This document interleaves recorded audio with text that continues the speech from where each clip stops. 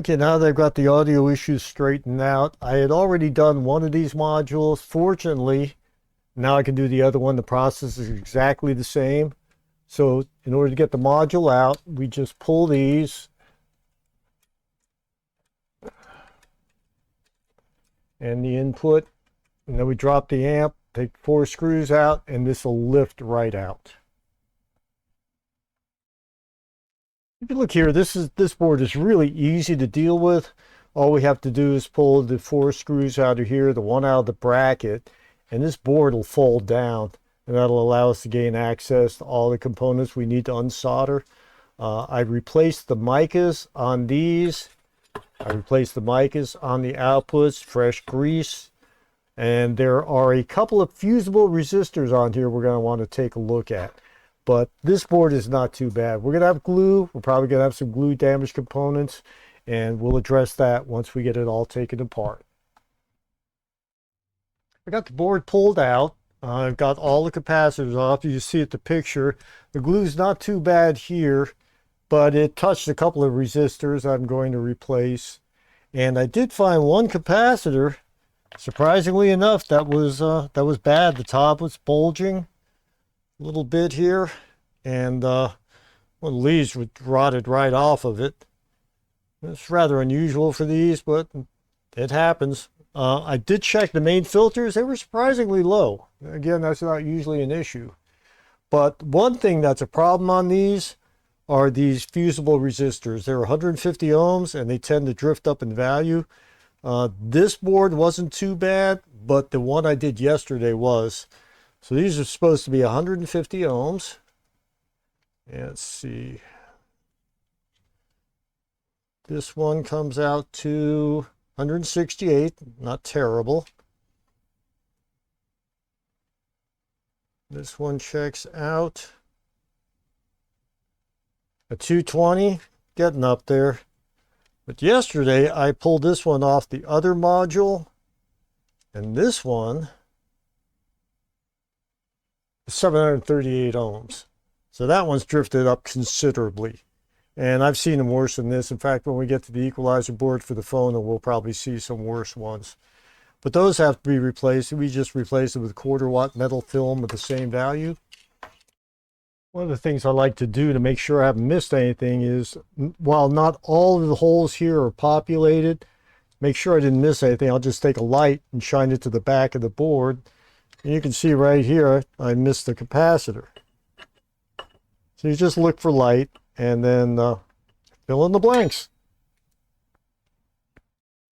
One of the things I like to do when I'm replacing these trim pots is I'll pull the one I want to replace and I'll measure it with a meter.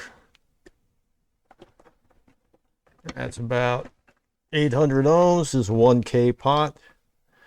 And then I'll take the replacement I'm going to drop in, measure it the same way here,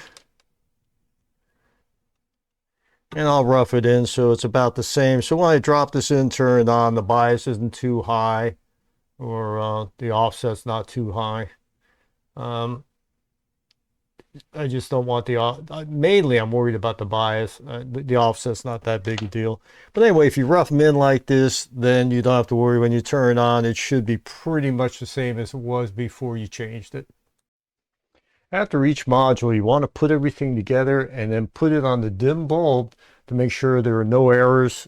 It's easy to do when you're doing a board, and you know if you have a problem, it's confined to that board. So after you do each board, it's always a good idea to check the unit. So let's see what we get. Bright, dims down.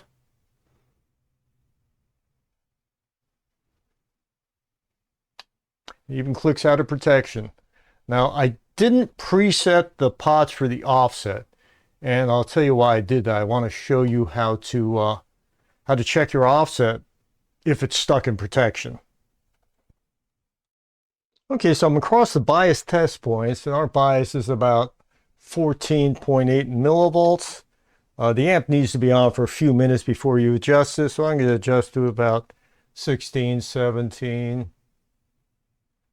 It's a little touchy, but there we go. So I'm going to leave it about there and let it warm up. But the amplifier's in protection because I didn't rough in the offset parts. I want to show you an easy way in an amp like this, because now it's in protection. You can't get the offset from the output.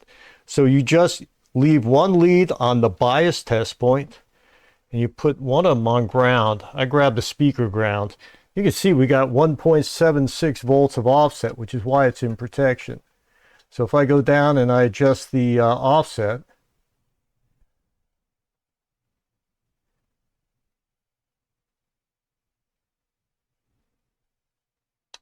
you hear it click out of protection. This is an easy place to grab that.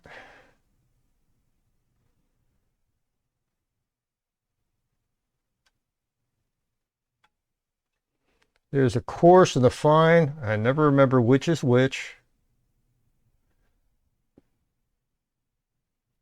That I think is the coarse and the other one's the fine.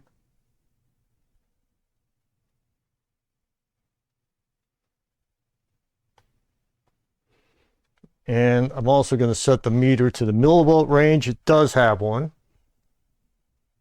I don't think it did at first. Go down to 500 millivolts. Okay, so we want to get that as close to 0 as possible.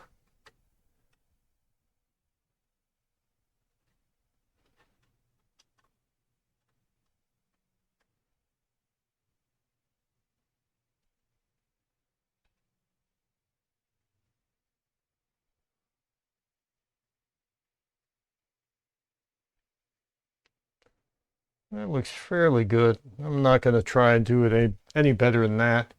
So what I want to talk about now is we're going to check this amplifier to see if it meets spec. You may wonder why we're doing that now, but let me show you the manual.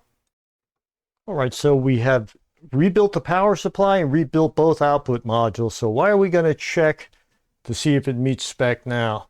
Well, the reason is if you look here at our manual, it gives minimum RMS, both channels driven, from 20 to 20 kilohertz with no more than 0.025 total harmonic distortion. And if we go down here to our distortion, it says power amp in. So we're bypassing the rest of the unit and going directly to the power amp. So we can check it now to see if it meets spec so far. It should. We've gone through this thing from power supply to outputs, and that's all we're checking. So I'm going to turn on the analyzer and we'll see how it does. All right, let's see what we can get this thing to put out.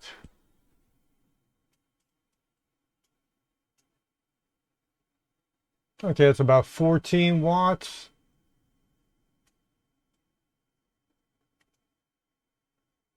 About 54. There we go. That's about full output. You notice the wattages are very close now. They're tracking within about a watt of each other, and our distortion is really good. It should be 0.025 or less, and the left channel is 0.018, right channel 0.015. So this thing's looking good. So now we'll continue rebuilding the rest of the unit, but we know everything up to this point is good.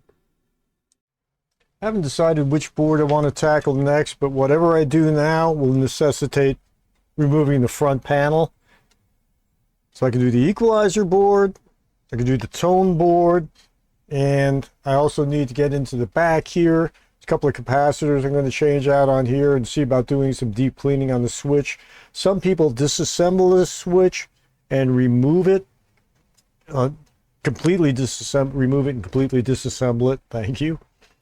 And I've always been a little skittish about that, because if I can't get it back together, if I lose a part, I got to buy another used switch, and who knows what kind of shape that'll be in. But Mr. Carlson's lab had a recommendation. Paul says to spray a switch out or a pot, wait 24 hours and spray it again. He says the first application will loosen any crud, the second application will blow it out. So I'm going to try that approach on the switch. Either way, the front panel is coming off.